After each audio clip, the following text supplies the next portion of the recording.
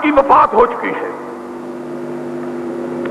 آپ کی نعش مبارک مسجد نبی کے ساتھ حجرہ صدیقہ میں رکھی ہے. اور سوچو تو صحیح، آج بھی جس کے دل میں ایمان ہے، نبی کی وفات کی بات سن کر اس کی آنکھوں میں آنسو آ جاتے ہیں.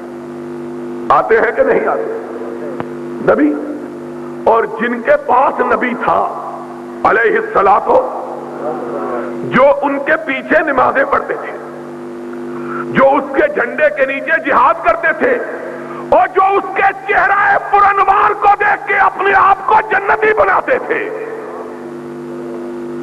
جو اس کے چہرے کو دیکھ کے اپنی آنکھوں کو ٹھنڈک میں ڈالتے تھے، آج کس کو دیکھیں؟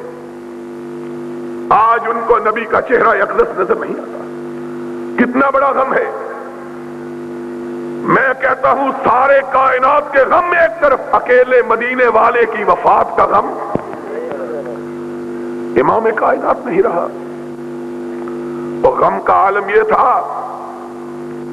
کہ بلال نے حضور کی وفات کے بعد اذان کہنی چھوڑ دی تھی. اور جب لوگوں نے کہا تھا بلال اذان کیوں نہیں کہتے، تو اس نے کہا تھا اب اشہد ان محمد رسول اللہ کہہ کے میں کس کے چہرے کو دیکھوں گا. لوگوں کے غم کا عالم.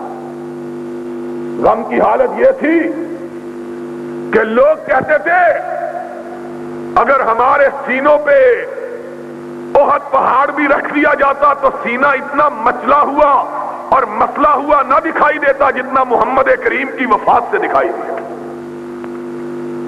اور فاطمۃ الزہرا نے کہا تھا صبت علی مصائب لو انہا صبت علی الیام سرن لیالیا. مجھ پہ میرے باپ کی وفات کے ساتھ اتنے غم ٹوٹ پڑے کہ اگر دنوں پہ ٹوٹتے تو دن سیاہ ہو جاتے، راتوں میں بدل جاتے. اتنا غم ہوا کہ فاروق جیسا بہادر آدمی اپنے اعصاب گم کر بیٹھا. اس نے تلوار نکال لی اور کہا جو کہے گا کہ محمد فوت ہو گیا میں اس کی گردن کو اڑا دوں گا. ہوش حواس گم ہو. مدینے میں اس طرح ہو بکا ہوا کہ اس طرح معلوم ہوتا تھا زمین کا کلیجہ شک ہو جائے گا، آسمان پھٹ جائے. اتنا لوگوں کو غم تھا.